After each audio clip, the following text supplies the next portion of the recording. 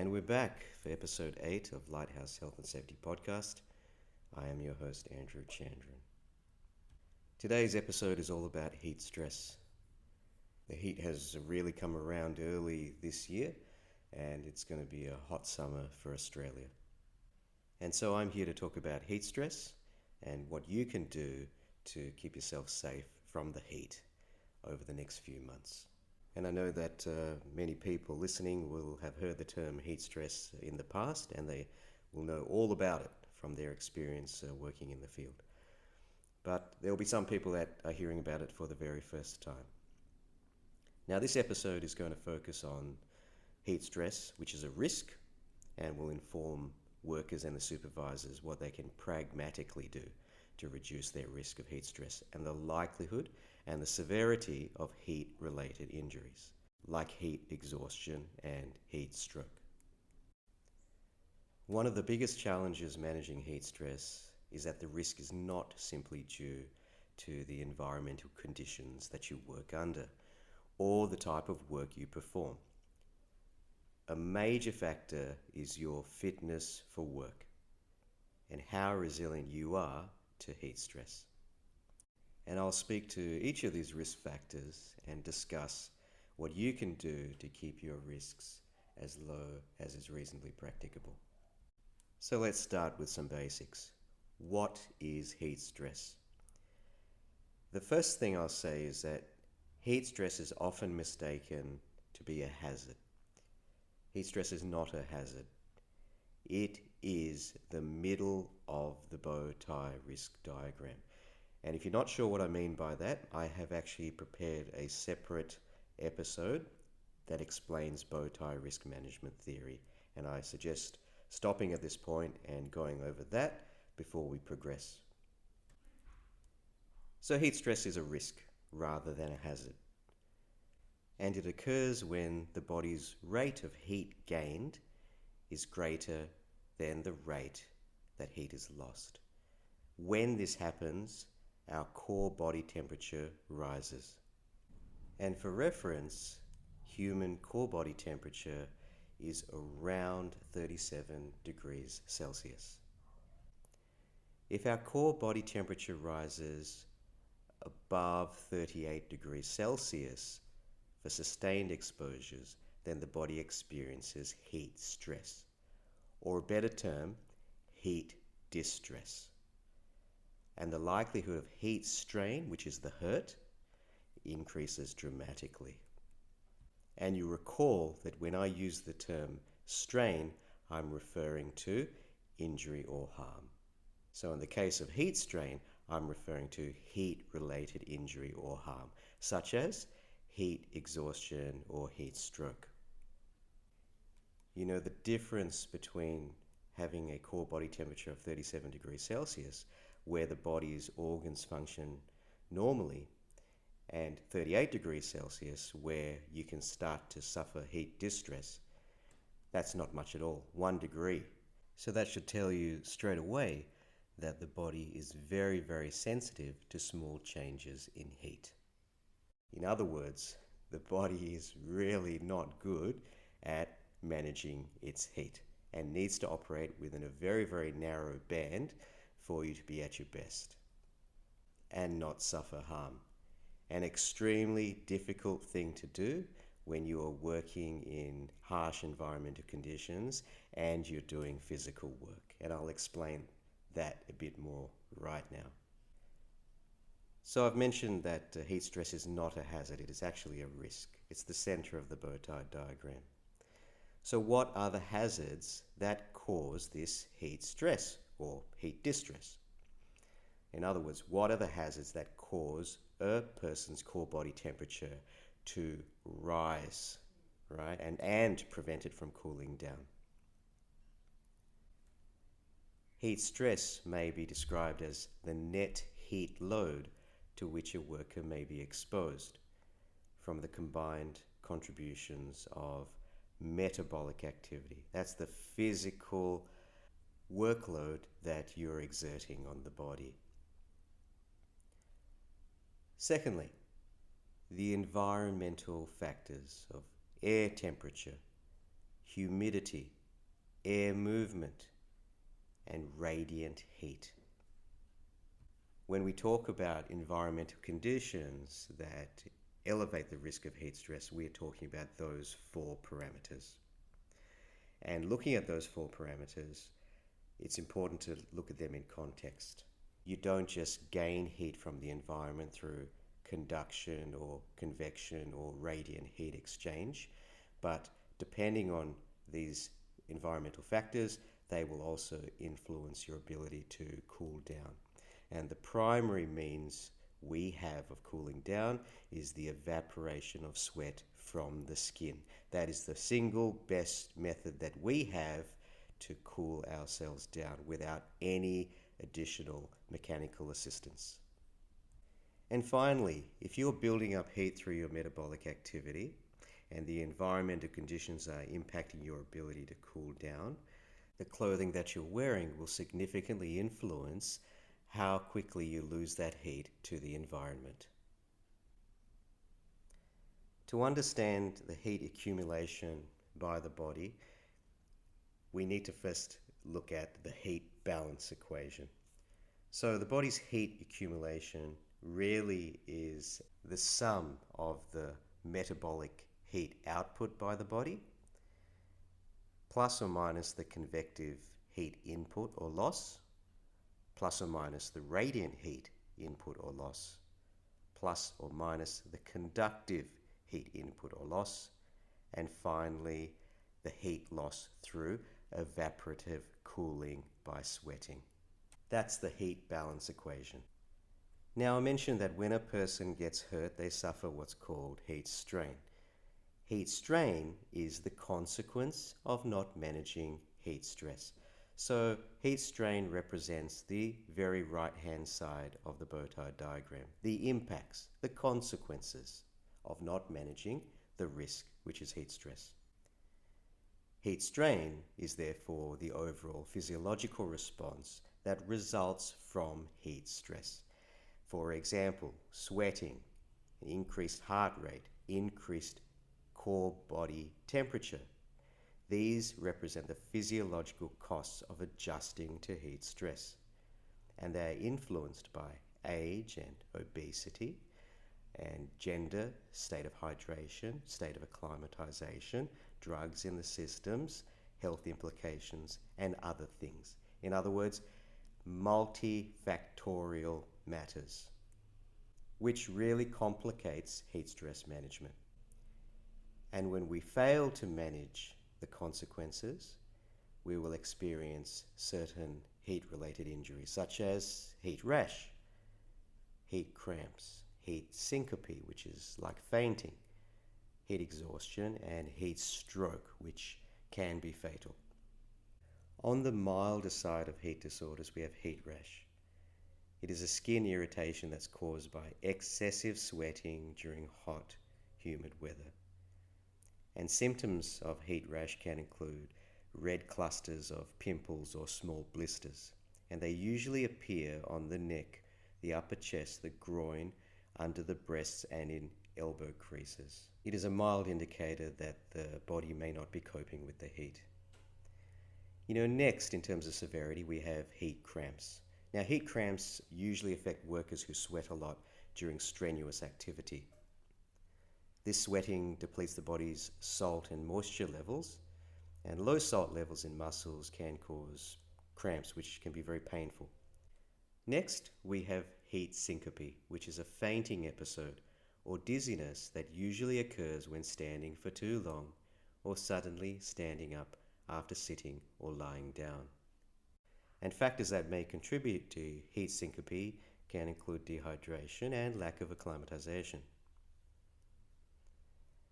And then we come to the more severe forms of heat-related injury, heat exhaustion. So heat exhaustion is the body's response to an excessive loss of water and salt, usually through excess sweating. Heat exhaustion is more likely to affect the elderly, people with high blood pressure, and those working in hot environments. And then we come to heat stroke, which is the most serious heat-related illness. It occurs when the body can no longer control its temperature. The body's temperature rises rapidly, the sweating mechanism has failed, and the body is unable to cool down by itself. This is where you need external help.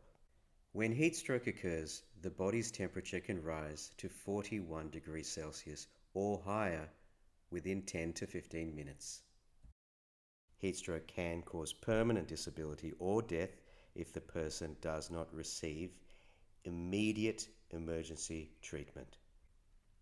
So what are the physiological risk factors that you need to be aware of?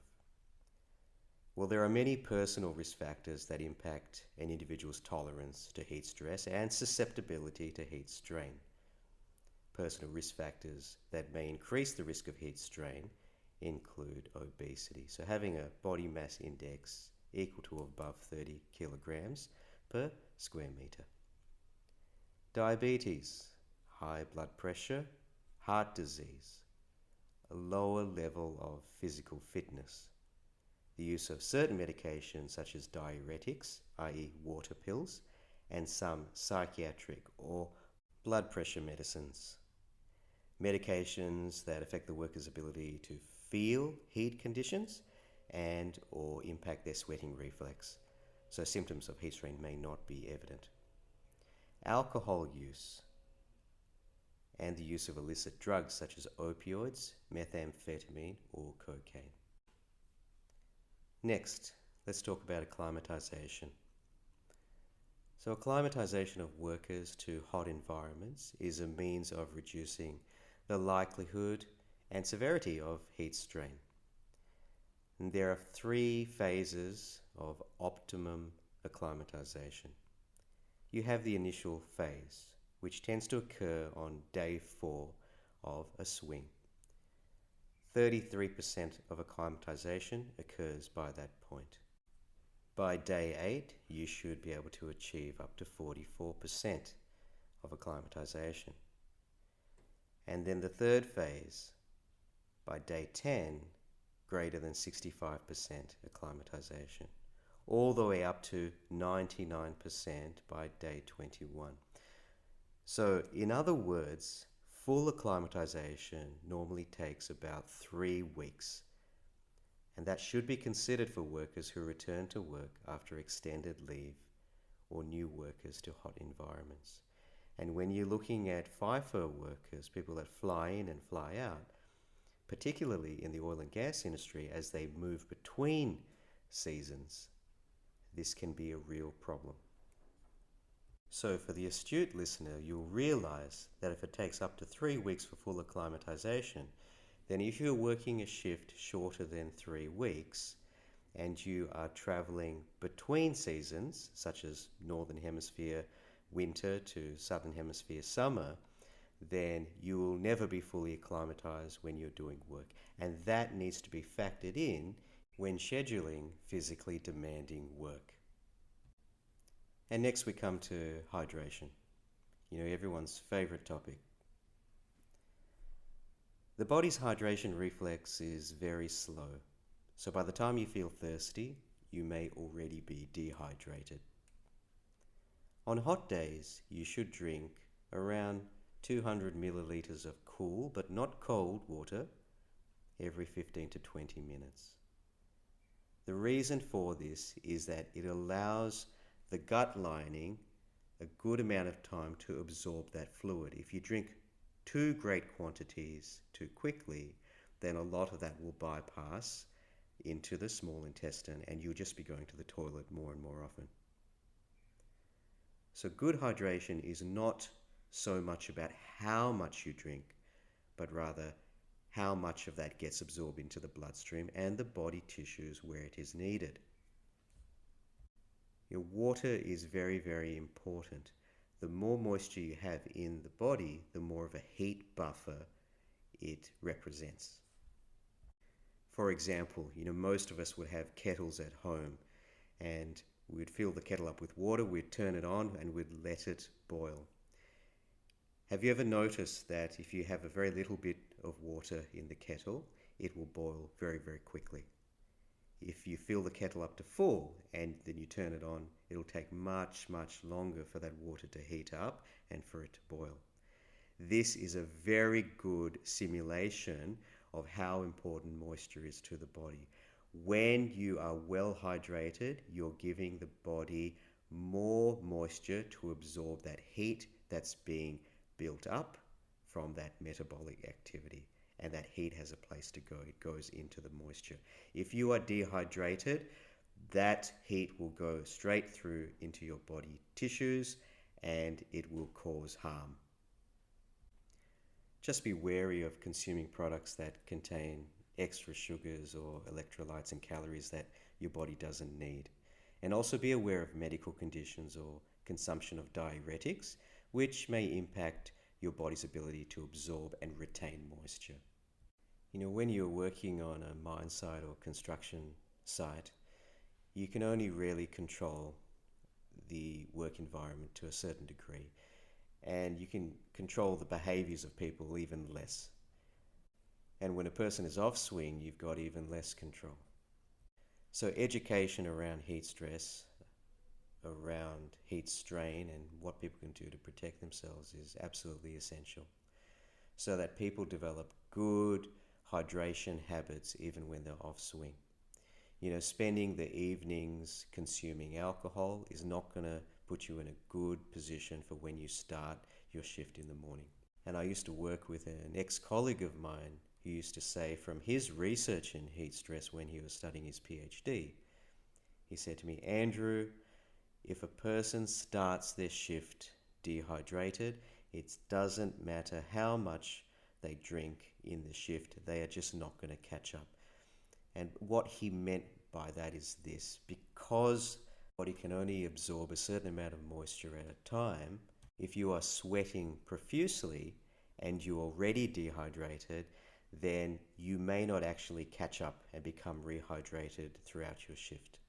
This is why one of the best things you can tell your crew is to ensure that they start their shift hydrated. And for a bit of fun, you can even introduce urine-specific gravity testing using the colorimetric test strips at your morning pre-starts. We used that on a project that I was working in. I mean, we called it taking the piss out of people, which, again, classic Aussie humour there. But it was fun, it was engaging, and you know, the workers actually took to it. They actually saw it as a competition, you know, to see who was hydrated at the start of the shift and who wasn't. Sometimes you just need to add a little bit of fun to get the morning pre-start moving in the right direction. And I'll just finish off with some controls. Things you can do to actually reduce your risk. So starting with a hierarchy of controls, let's look at engineering controls, which are towards the top. Air conditioning is wonderful. Air conditioning reduces air temperature, reduces humidity, improves airflow, and there's very negligible radiant heat. A fantastic all-in-one solution for controlling the environmental contributors to heat stress. Then you got lagging of hot surfaces, shielding using low heat emissive materials, which are okay for reducing radiant heat.